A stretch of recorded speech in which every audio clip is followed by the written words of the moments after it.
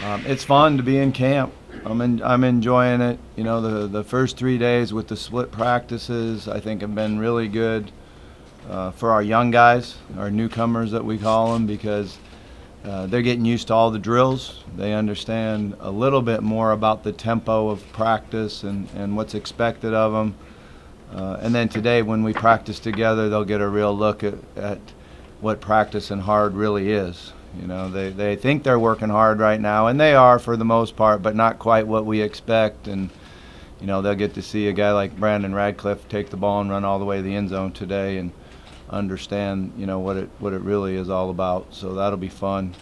I do like the young class that we have. I think they're talented. I think they've got good attitudes. They've been coachable, so that's good. And then our vets practices have been a lot of fun for me, and you know, you can really see the experience out there and the fact that there's a lot of carryover from last year and this spring, which allows us to get better quicker. Even yesterday when we're installing, you know, short yardage and goal line and some situational things a year ago, every single thing was brand new. They were just trying to hear the play, remember what they were taught in the meeting, and then go out and attempt to execute it. Yesterday, they'd already ran those plays. They've already been, you know, blocked live bodies and understand what short yardage is all about. So that allows us to get better quicker. So that's exciting for me. You know, I think defensively we're doing a really nice job in the secondary.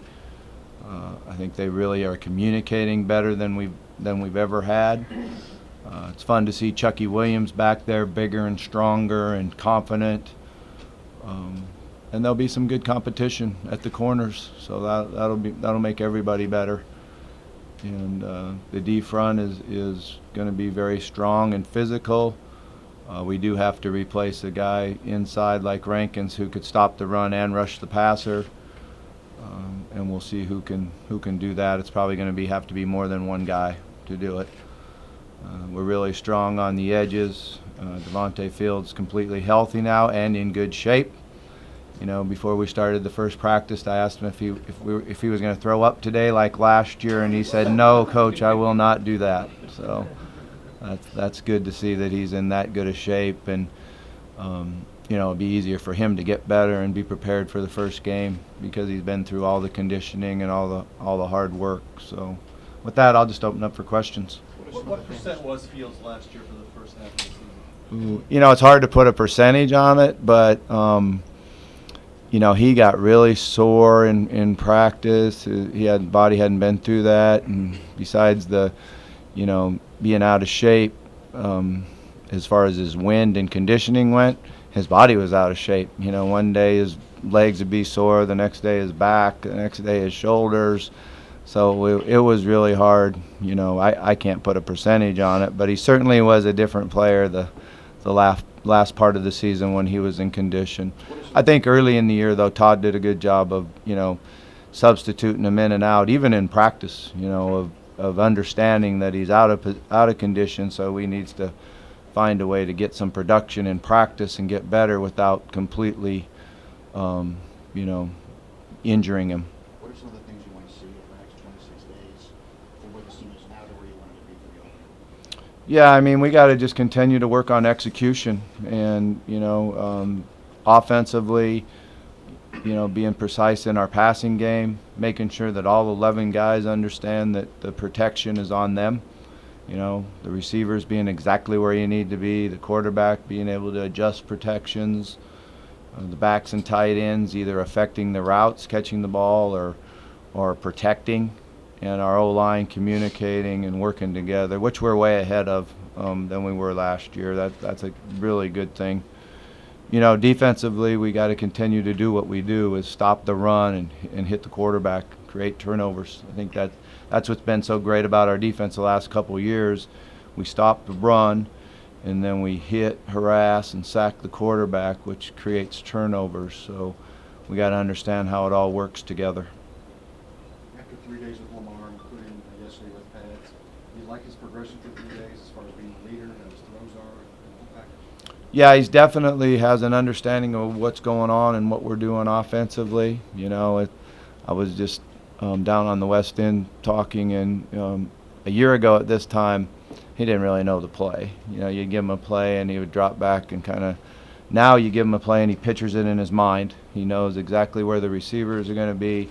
He understands, where it's at, and that to me that's the number one thing for a quarterback is you're able to picture the play in your mind. Now it just comes down to distributing the ball off the defense, and he's doing a good job of that for the most part. He's got to continue to just be patient and take the reads, and challenge himself to make some throws. If you don't challenge yourself in practice, whether I can fit the ball in there, and if you don't have some balls intercepted in practice, you never know, what my limitations are or aren't. So we've got to understand that we give him some help in challenging himself to make that throw. Even sometimes we say, pull the string, you can make that throw, just to see if he can or can't. So he's got to continue to work hard on that. What do you think of all the expectations of Lamar, all ACC and so on? How he'll handle that, how that might affect him? Oh, I don't really know about those. I don't know the expectations on all ACC and all that. What we got to do with Lamar is, and everybody else on our team, is worry about getting better. Come out today and practice and get better and improve. And every quarterback needs to have confidence, needs to want to compete, needs to want to be the best in the country at what they do. But you do it by working hard and outworking people and focusing and concentrating. So, I've been a guy that's always embraced high expectations. I want players to want to be the best in the country at what they do, and work hard for the details of their position that gives them an opportunity to be the number one. I remember Elvis Dumervil when he walked into my office and said, "Coach, you're going to see a different guy this year. I'm going to be the best there is." And he sure did. He led the country in sacks. And, so I want them to want that, but they got to keep it all in perspective that talk is cheap. It's a show me world. So he's got to come out and show me. Coach, how many times in your career have you played a quarterback that you said didn't really know the play, somebody that had experience, that you chose to do last Once. And that's enough. Once is enough. There's no question about that. But, by the time we got to the Auburn game, we had a short list of what we believed he could do. So, you could kind of see in the Auburn game that the offense changed a little bit. And when he was in there, it was not very expanded. But he did what he did know, he did really well. He's obviously a gifted runner.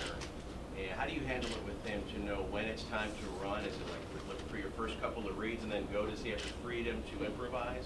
How are you working with him on that, staying in the pocket a little bit? Yeah. We're working hard at him being a passer.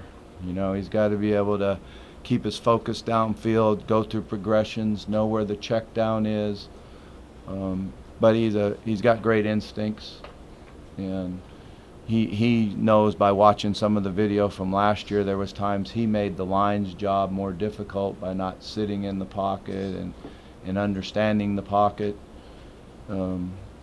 But he's going to be able to use his instincts and be able to go, and I'm not going to hold any reins on him. But we don't really use the term freedom. He gets the freedom to do exactly what we tell him. That's how I feel it. Bobby, with as many young guys as you played last year, what did you learn about them going through? Because that 0-3 start, you've never been through anything like that, and they come out on the other end of it as impressively as you did.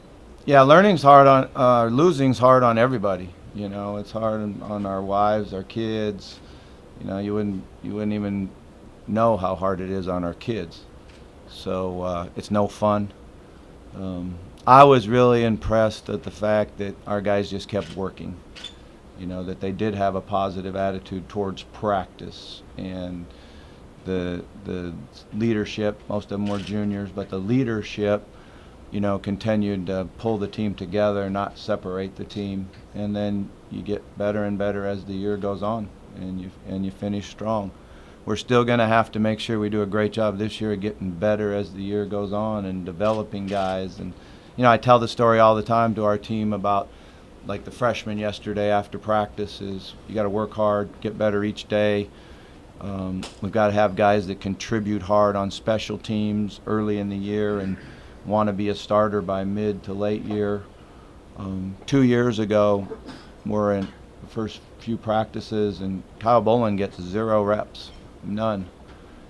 Some of it was due to an injury, but he didn't get any reps. By the end of the year, he brought us back and helped us beat Kentucky in the last game of the season. So that's what is about development and bringing guys along as the year goes on. And that's what our staff needs to do, is keep working hard with each player, and they need to develop and get better, each week. I think he's in his car. He was cleared yesterday, and he should be here sometime late this afternoon. So, Coach, great programs have great depth. You have a lot of interchangeable parts. Can you talk a little bit about how you feel about your depth chart and how you feel about that second, third, fourth guy if you have to bring them in? Yeah, I feel good about where we're at now. I think that's one of the advantages of having so many returners is, we have more depth. We have competition in practice that makes the 1 and the 2 better. Each guy's trying to become the number 1 or hold that spot, and they understand they have to work hard in practice each day, and that's really how you get a lot better. Most of our games will be won or lost in the fourth quarter. So you have to have depth, and you have to be in great condition. So we're going to have to be able to rotate guys in there and make plays when they get in there. And, there's no question we're a lot better right now than we were a year ago at that. How's the kicking and punting competition? It's going good. I'm excited for it. It was a little bit split in practice because we had Johnson kick in the morning, or punt in the morning, and Lazewski punt or kick in the morning. Both of them are very talented. Austin, I think, will really be in the competition. He's a 2-step punter. He's got great hang time, and he showed that he can get the ball at the distance we want with that hang time. He just needs to do it at a consistent basis. But he doesn't have a lot of movements in his swing, so he'll get better. It's not like Fred's golf swing where it's all over the place. It's really consistent. So once you get consistent with it, you can hit the ball down the middle. What are your expectations for D'Angelo? Oh, D'Angelo's a big part of our defense. First and foremost, he's just a great leader by example. He's a quiet guy. He was voted as team captain because of how hard he works and how much he cares and how great a teammate he is to everybody on the team. He's very, very strong and physical. I think what I was impressed with him, I'll go back to when I first got here. He was coming off an Achilles tendon. I couldn't believe how fast he was back from that. So he's extremely tough. And then last year I thought he really improved his game from being a run stopper to being able to transition to pass rush.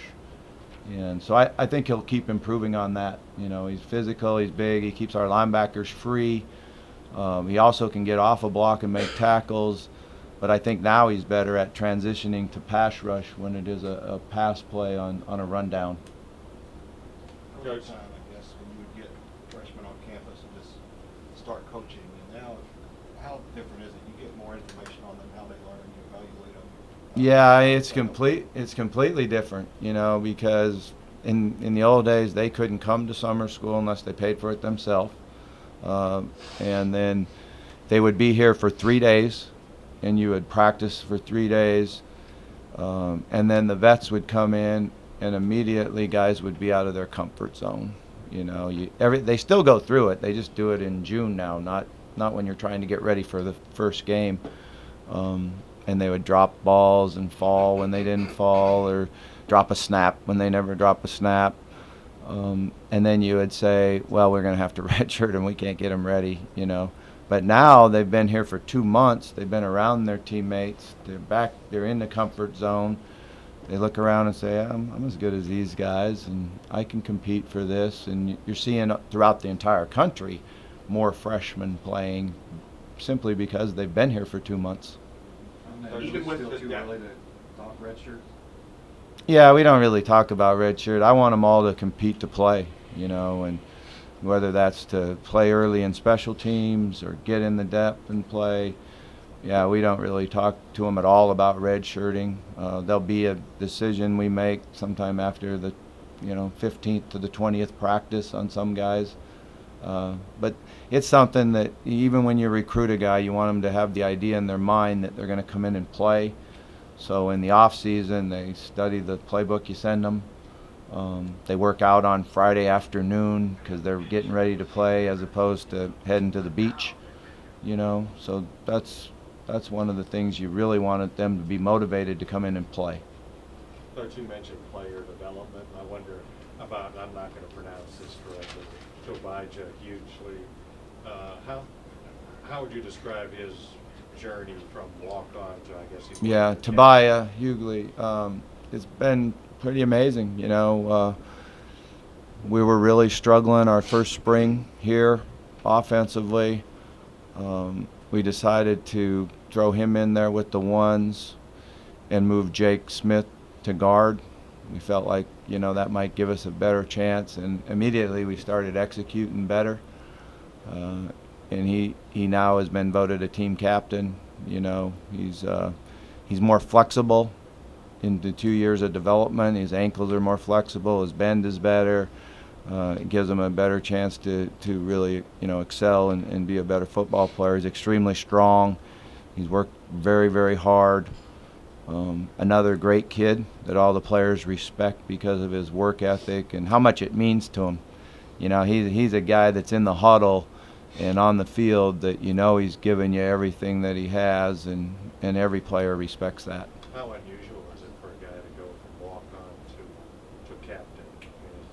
Yeah, it might happen more than you really think. There's a lot of great walk-ons on there. We're going to have a couple more coming up here in the next couple of years that, it's always a decision for players like that can go to a smaller school on scholarship and play, or their dream and come and really invest in it. And I think that's what makes you so proud of the walk-ons is they believe in themselves, their dream, and they go for it, And like I said, we're going to have a couple other guys here in the next few years that went from walk-on to starter. I think we're really okay, Sturgill is out. He won't play this year. Unfortunately, when he was home this summer in Memphis, he was walking down the street. There was a drive-by shooting. He took off and ran, and all of a sudden fell to the ground, and there was a bullet that hit his foot. It shattered a bone in his foot, and he's went through letting that heal, then an operation to rebuild the bone. So he'll be out this year. They think that the operation went well. It will be a process, and hopefully we'll have him back maybe for spring ball. But it's a really sad deal, he wasn't going to go home, then he decided to go home. It's the timing of life, I guess, is sometimes hard on, and it's really a shame for him because he's worked so hard. He was the fastest guy in the 40. You just hope he comes back and gets it all back. When you think of Reggie Reggie? Oh, Reggie puts a smile on your face. Anytime you talk to Reggie, it puts a smile on your face, and he's working extremely hard. He had a great summer. He actually lost weight so he could be a full-time receiver and be in that type of condition and run every play. It's certainly way different than being a quarterback, but he'll be a big contributor on our team. As far as Sturgill and the first conversation I had was with his mom when he was in the hospital that night. I got a hold of his mom, and it was great to hear that there was no fear for his life or anything like that. You know, that's the first thing you're thankful for, and then you worry about, you know, can he get back on the football field or not. But he did a good job in school this summer. He's been around, and he's a great young man. What are you seeing from the offensive line this year, and what is your expectation for them to improve over last year? Yeah, we'll be much better on the O-line. You know, last year we started 2 true freshmen and a redshirt freshman. I've been trying to think back through my entire career as a coach, and I can only think of one other true freshman that started when I was coaching, and that was a young man named Marcus McNeil at Auburn, who went on to be a first-round draft pick for the San Diego Chargers. He's the only other true freshman I can ever remember starting as an offensive lineman. It's a hard position to play, and when you're young and not quite as strong as you need to be, these guys got a chance to be pretty good. You know, Jaron is a really good player. He's a great athlete. You know, when I was recruiting him, he was really heavy. You know, and he was telling me how good a basketball player he was, and he's going to be you know, he was on the circuit of the AAU basketball, and I'm thinking, really? And we asked him to lose, you know, 20 pounds before he came in, and he did it. You know, and that told you right there that, you know, you're recruiting a guy, and all you do is say, hey, you know, you're going to have to lose 20 pounds, and he did it, you know. I think Luqueus playing tackle is his best position. He filled in at guard last year simply because he had to. He's a tough guy, very physical. His skills will develop and get better as a tackle. I think that'll really help us. Right now, Khalil Hunter and Keola Mahoney have been working at the guards. They're both one of the strongest guys on our team. They can both really run. Usually what happens with a junior college player is you bring them in their first year and they don't play as well as you think they would, and then at the end of the year they start playing better, and then they have a great senior year, and then you say, why didn't I redshirt that guy? So you have 2 years with us, you know. So I think those are the 2 guys that are going to fit that bill to a T, because I really like what they're doing. And then Kenny Thomas will back up at both guard and tackle, who started for us last year at times, and he's bigger and well, he's not bigger, but he's stronger and more athletic than he was. So we just need to really find out who's going to be the other backups. Chandler Jones has done a nice job for us. He's really changed his body, and he's running really well. So I'm excited about him. Scheller is one of our walk-ons. Has been the backup center. He's been very impressive. He was last year as a redshirt freshman. You know, he would practice and be ready to play, and we never had to play him. So he's going to be a really good player for us before it's over with. Tyler Haycraft is doing a good job, another walk-on offensive lineman. So I'm excited about the group. I know they're run blocking better, and they're communicating better in the pass protection. There are some tough matchups out there for them, which really helps them. That'll help them get better in the long run when you got to block some of those guys that are so active. Last question for Coach. Coach, you got a few veteran running backs coming back this year, and Jeremy, Brandon, and LJ. But did you see any of the younger guys cracking the rotation to get some snaps this year, like Day or Malik? Yeah, they're going to have their work cut out for them to do that, you know. Besides the 3 that you talked about, Malin Jones had a really good spring for us and ran a 4.5 40 and is stronger than he's ever been. So he's got the chance to help us. Had a great run in the spring game. I think 65-yard touchdown run. Trey Smith had a really good spring, and Trey's faster now than he was then. He'll know the offense better. I like both of those young backs. In the 2 days or the 3 days of the newcomers, Day Williams and Malik Williams have both been really impressive. Their ability to run, their vision, their acceleration. Both of them can catch the ball really well.